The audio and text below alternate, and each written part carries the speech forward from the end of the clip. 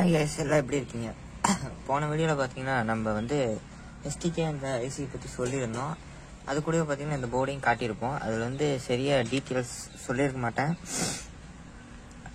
இந்த போர்டை பற்றி யாரும் யூடியூப்பில் வீடியோ போட்டு நான் செக் பண்ணி பார்த்தேன். எனக்கு தெரிஞ்ச வரைக்கும் எதுவும் யூடியூப்பில் வீடியோ எனக்கு கிடைக்கல. சரி, நம்ம தான் வந்து ரெடி பண்ணுறதுக்கு வாங்கிட்டு வந்திருக்கோம்.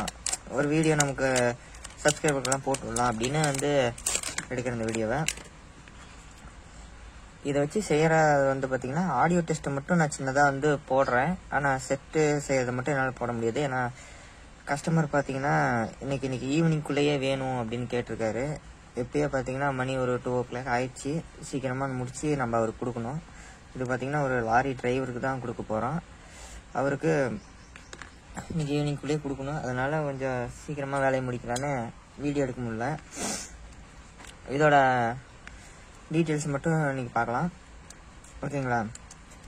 ஃபஸ்ட் எடுத்தோடனே பார்த்தீங்கன்னா நம்ம இந்த இடத்துல என்ன பண்ண போகிறோம், வோல்டேஜை பற்றி தான் பார்க்க போகிறோம். இது என்ன ப்ரோ 12, 24 இருக்கே, இது என்ன அப்படின்னு கேட்டிங்கன்னா, இந்த இடத்துல நீங்கள் 24 வோல்ட் வேணுன்னா உங்களோட 24 வோல்ட்டு சிங்கிள் பவர் சப்ளைவே கொடுத்துக்கலாம்.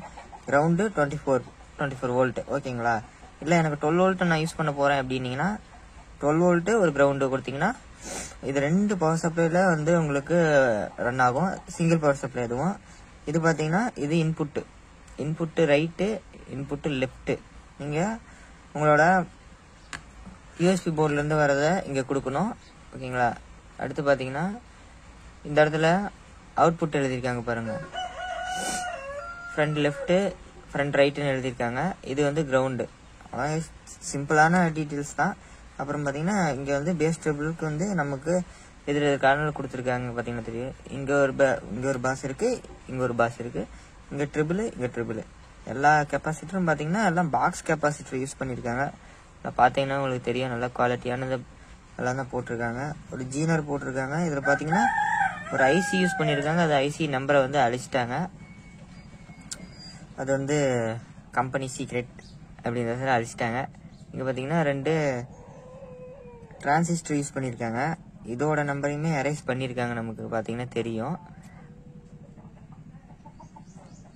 ஆனால் இதில் மட்டும் ஏதோ லைட்டாக தெரியுது. ஆனால் சரியா அந்த அளவுக்கு தெரியல, ஓகேங்களா? ஓகே, இதோட ரிசல்ட் எப்படி இருக்குது அப்படின்னு நான் செக் பண்ணி பார்த்துட்டு நான் உங்ககிட்ட சொல்கிறேன். நீங்களும் யூஸ் பண்ணலாமா வேண்டாமான்னு நான் அடுத்த வீடியோவில் சொல்கிறேன் guys. உங்களுக்கு வேறு ஏதாவது சந்தேகம் இருந்தால் கமெண்டில் கேளுங்க, கண்டிப்பாக சொல்லலாம். Okay, bye guys.